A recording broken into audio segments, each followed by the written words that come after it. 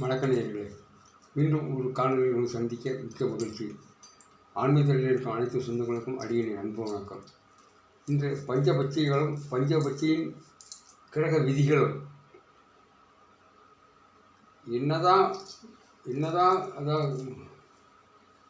விழுந்து விழுந்து மண்ணில் பிறண்டாலும் ஒட்டுவது தான் ஒட்டும் என்பது ஒரு பழமொழி. அதே மாதிரி தான் மனிதன் என்னதான் திருவானல், திருவெண்பாவை, திருப்பாவை, மந்திரங்கள், விந்திரங்கள் என்னது படைத்தாலும், என்னது சொன்னாலும், என்னது கற்றுக்கிட்டாலும் இறைவன் உடைய திருவருள் ஒன்று இருக்கிற வரை இருந்தால் உனக்கு அந்த ஆதிக்கம் இருக்கும். இல்லை அதை சொன்ன மாதிரி முன் செல்வத்தினுடைய புண்ணியங்கள் அந்த மாதிரி ஏதாவது ஒரு ஆக்டிவ் ஒன்றை இருந்தால் ஒழிய நீ என்ன எடுத்து எங்கே போய் விழுந்து எத்தனை குருக்கிட்ட போய் எத்தனை இதுகிட்ட கற்றுக்கிட்டாலும் அந்த இது உங்கள்கிட்ட சித்தி ஆகுமானா ஆகாது. யாருக்கு என்ன வரணுமோ அது கண்டிப்பாக வரும். அது அவன் கற்றுக்கிட்டாலும் சரி அவன் எங்கே இருந்தாலும் அவனுக்குள்ளது அவனுக்கு கண்டிப்பாக கிடைக்கும். அதுதான் இறைவனுடைய அருள், இறைவனுடைய திருவருள், அந்த பரம்பொருளுடைய சூசகமே அதுதான். 10 வருஷமாக அவனுக்கு சொல்கிறான், அவனுக்கு எதுவுமே கிடைக்க மாட்டேங்குது. நேற்று வரான், அவனுக்கு அது கிடைக்குது. அப்போனா அவனுக்கு அந்த புண்ணியங்கள் அவனுக்கு இது பண்ணப்படுது. அவன் செய்த பாவம், அவங்க முன்னோர்கள் செய்தது, அவன் தாய் தகப்பன் செய்த அந்த பாவம் புண்ணியங்கள் அவனை சேர்வதனால் இது இந்த டான்ஸ் கிளாஸ் போடுறாங்க, அது போடுறாங்க, இது போடுறாங்க, ஒரு வார்த்தை இல்லை. ஆனால் ஒன்றுமே இல்லை. கிராமத்தில் இருக்க அவன் கேட்டால் அவனுக்கு அந்த குரல் வளம் வருது. அவனுக்கு தன்னறியாமல் அந்த இது ஞானம் பிறக்கிறது. அப்போ அவன் ஒரு உயர்ந்த நிலைக்கு வர்றான். அதுதான் உண்மை. யாருக்கு என்ன இருக்கோ அது கண்டிப்பாக கிடைக்கும் சாமி. அதில் நீ என்ன மறைச்சி வச்சாலும் சரி, வீட்டுக்குள்ள இருந்தாலும் சரி, வெளியே இருந்தாலும் அது இறைவன் கொடுத்தது உங்கள்கிட்ட மாற்ற மாட்டான். அது அந்த மாதிரி ஒரு கணக்கு உண்டு. ஆனால் எல்லாரும் நினைக்கிறாங்க அப்படி இப்படிங்கிற, அதெல்லாம் கிடையாது. கொடுத்ததை என்றைக்குமே எடுக்க மாட்டான். நம்ம கொடுத்ததை கண்டிப்பாக சேர்ந்துடும். அதான் உண்மை. எல்லாம் இதில் கூட யோசனை பண்ணி பாரு. நீங்கள் எத்தனை வருஷமோ தாமம் சொல்கிறாங்க, எத்தனை வருஷம் தியானம் இருக்கிறாங்க, என்னென்னமோ செய்கிறாங்க, ஒன்றுமே வரலேங்கிறாங்க. ஆனால் ஒன்றுமே தெரியாமல் தன்னால் உட்காந்துருக்கான், அவனுக்கு ஞானம் வருகிறது, அவனுக்கு ஞானம் கொடுக்கப்படுகிறது. இப்போ பாருங்கள், ஒவ்வொருத்தரும் ஒவ்வொரு நிலையில தான் சித்தி அடைஞ்சிருக்காங்க. யாருமே ஒரே நிலையில் இந்த நிலைக்கு போனால் தான் சித்தி அப்படிங்கிறது. ஆனால் எல்லாம் ஒரே பரம்பொருள், அது ஒன்று. நீ எந்த கிறிஸ்டினாக இருந்தாலும் சரி, முஸ்லீமாக இருந்தாலும் சரி, யார் எந்த இது இருந்தாலும், வைஷ்ணவராக இருந்தாலும் சைவராக இருந்தாலும், எதாக இருந்தாலும், செல்லும் பாதை பல இருந்தாலும் ஆனால் சேரும் இடம் ஒரே இடம்தான். அதுதான் பரம்பொருள். அந்த சிவன், அந்த உருவம் இல்லாத ஒரு வெட்டவெளி, எல்லாமே அதுதான் இறைவன் தான். அதிலிருந்து ஒரு மாற்றமும் கிடையாது. அப்படி பார்க்கும்போது நம்ம என்னதான் இருந்தாலும் நமக்குன்னு ஒரு புண்ணிய பாவங்கள் நமக்கு இருக்கணும் சாமி. அது இருந்தால் தான் அதுக்குள்ளே வர முடியும். நான் சொல்கிறேன், இது வரைக்கும் வாசியம் கற்றுக்கிறாங்க, குண்டலினி கற்றுக்கிறாங்க, இது மந்திரம் படிக்கிறாங்க, மந்திரவாதி படிக்கிறாங்க. ஆனால் எல்லாம் அவங்க நிலையிலிருந்து அவங்க செய்து நியாயம்னு சொல்கிறாங்க. அது உண்மை, நான் சொல்கிறதுல. ஆனால் எல்லாரும் முத்தி நிலை சித்தி அடைஞ்சிருக்காங்கன்னு சொல்லுங்க. கண்டிப்பாக ஒரு நாள் உணர்ந்தால் ஒழிய. ஆனால் நீ சொல்ல நான் சித்தி அடைஞ்சேன்னு, அது உங்கள் மனசாட்சி சொன்னால் அது தெரியும். சித்தி நீ அடைஞ்சியா அடையாதான். ஒரு மூச்சு, ஒரு சுழுமுனை திறக்கிறது கூட உன்னுடைய உணர்வை வச்சு தான் சுழுமுனை திறக்கிறத கண்டுபிடிக்கிற. அதாவது இல்லை, எல்லாம் அழிக்கணும் தாங்க. அதே மனம் அழிஞ்சு போச்சுன்னா ஒன்றுமே உன்னால் பண்ண முடியாது. அதுவும் தெரிஞ்சுக்கோங்க. மனசு தான் எல்லாத்துக்கும் மூல காரணம். அதான் அந்த சக்தி இல்லாமல் சொல்கிறாங்க. அது உண்மை. மனம் வச்சுத்தான் நீ அடுத்த உன்னுடைய இருக்கிற ஒரு சக்தியை வெளியே கொண்டு வர முடியும்.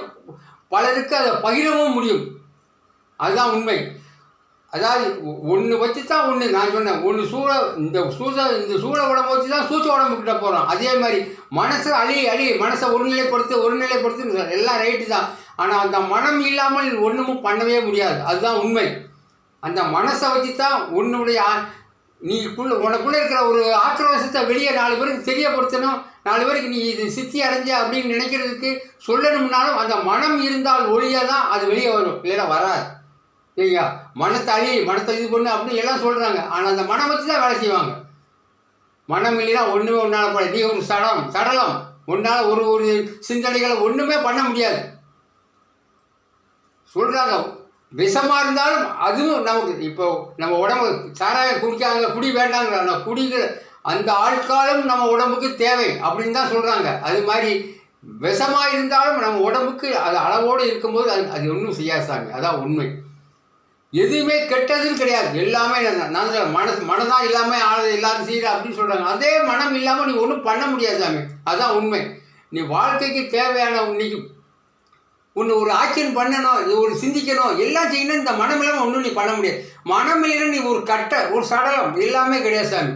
அதான் இல்லை யாரையும் தப்பு இவன் ஆகாதவன் இவன் ஆகுவன் அப்படின்னு நினைக்க எல்லாருக்குள்ளேயும் எல்லா சக்தியும் இருக்குது. அது அவனுக்கு அந்தந்த நிலை வரும்போது அது வெளியப்படுது. அதுதான் உண்மை. அதுக்காக இவர் கெட்டவர் இவர் நல்ல அவரும் கெட்டவர் கிடையாது, அவரும் நல்லவர் தான். அவர் சமய சந்தர்ப்பத்தில் மாறப்பட்டிருக்கிறார். ஆனால் அது இறைவன் கொடுத்தது. இறைவன் அவர் நல்லவரை தான் படைத்தார். ஆனால் நம்ம பண்ண தப்பு சில இதில் நம்ம மாறுறோம், அவ்வளோதான். இப்போ நாயனார் அவர் சைவத்தை படித்து அவர் சித்தியானார். ஒருத்தர் ஒன்றுமே இல்லை சார். இப்போ மாணிக்கவாசல் அப்படிதுக்கு தன்னால் இறைவன் அவருக்கே அருள் கொடுத்தாரு. அவர் அப்படி சித்தியானார். ஒவ்வொருத்தர் நிலையும் ஒவ்வொரு நிலையத்தனி. அதனால் சித்தி அடையிறதுங்கிறது அது அவங்கவுங்க மனசாட்சிக்கு தான் தெரியும் சாமி. தான் சொல்லலாம் இது எழுப்புறேன் அது எழுப்புறேன் அங்கே போகிறேன் சக்கரம் ஆக்கிட்டு போகணும் இந்த சக்கரம் பண்ணுது மேலே சக்கரத்தில் என்ன நீ என்னன்னாலும் சொல்கிறேன் சாமி. எல்லாமே வெளிப்புறத்துக்கு தான் சரியாகும் சாமி. உள்ளுக்குள்ளே போகும்போது அது எல்லாமே வேஸ்ட்ஃபுல் ஆகிடும். உள்குள் உன் மனம் உன்னுடைய சிந்தனைகள் எல்லாம் எப்படி கரெக்டாக இருக்கோ அதுக்கு தகுந்த மாதிரி தான் அங்கே வேலை செய்யும் சாமி. அதான் சொல்லலாம். உன்னுடைய பாவம் புண்ணியங்கள் கர்மாக்கள் எல்லாமே கர்மாக்கர்மான எல்லாமே தான் சாமி. ஒவ்வொன்றும் உன்னுடைய நினைவு தான். குண்டலில் என்ன குண்டலில் பெரிய குண்டெடுத்தா உள்ள மேலேருந்து அதெல்லாம் கிடையாது. உன்னுடைய நினைவுகள் உன்னுடைய மனம் அது எல்லாத்துக்கும் அங்கே உள்ளதாக இருக்குது சாமி. நீ உள்ளே போக போகத்தான் உங்களுக்கு ஒன்றும் நான் சொன்னால் கூட உங்களுக்கு என்னடா கத்தன்னு அது நீ உணரும் போது தான் ஓ இவ்வளோ சங்கதி இருக்கா அப்படி. தியானத்தில் ஒவ்வொருத்தரும் ஒவ்வொரு நிலையை அடைகிறாங்க சாமி. எல்லாரும் ஒரே நிலையை தியானத்தில் சித்தி ஆகிறது கிடையாது. ஒவ்வொருத்தருக்கும் ஒவ்வொருத்தங்க கருப்புக்கு சிவப்பு கலர் தெரியாங்க, ஒருத்தர் ஒன்றுமே தெரியாதுங்க, ஒருத்தர் அது வருதுங்கிறான், ஒருத்தர் எதுதான் ஒன்றோடு அது அந்த இதை சொல்லக்கூடாது. ஆனால் சொல்கிறேன் நான் ஒரு இதை உதாரணத்துக்கு சொல்கிறேன். ஒவ்வொரு நிலைக்கும் ஒவ்வொருத்தரும் இது பண்ணுறாங்க. ஆகையினால நம்மகிட்ட இருக்கிற சக்தியை நம்ம வெளிக்கொண்டு வரணும்னா நம்மளுடைய அரும்பாடு உள்ளே இருக்கணும் சாமி. சதா அவனுடைய சிந்தனைகள் சதா அவனுடைய குடும்பத்தில் இருந்தாலும் அதை அவனுக்குன்னு ஒரு நேரத்தை ஒதுக்கி அந்த சிந்தனைகள் போகும்போது கண்டிப்பாக அது உங்களுக்கு இருக்குன்னா கொடுத்து தான் ஆகும் சாமி. அதான் உண்மை. அது இவர் பெரியவரா அவரை பெரியவரா அப்படியெல்லாம் கிடையாது. விதின்னு ஒன்று இருக்கும்போது அதுக்கு மாற்றமே கிடையாது சாமி. அது கண்டிப்பாக உங்களுக்கு தேரும். இந்த காணொலி பிடிச்சிருந்தா சப்ஸ்கிரைப் பண்ணுங்கள், இது பண்ணுங்கள், 4 பேருக்கு ஷேர் பண்ணி விட்டுருங்க.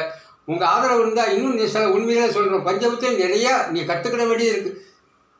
அதனால் நீங்கள் தான் உணர்ந்து அதை கற்றுக்கிட்டு வெளியே வந்தீங்கன்னா இன்னும் நல்லாயிருக்கும். வணக்கநேயர்களே, மீண்டும் ஒரு காணொலி உங்களை சந்திக்கிறேன். நமச்சிவாய சிவாய நம.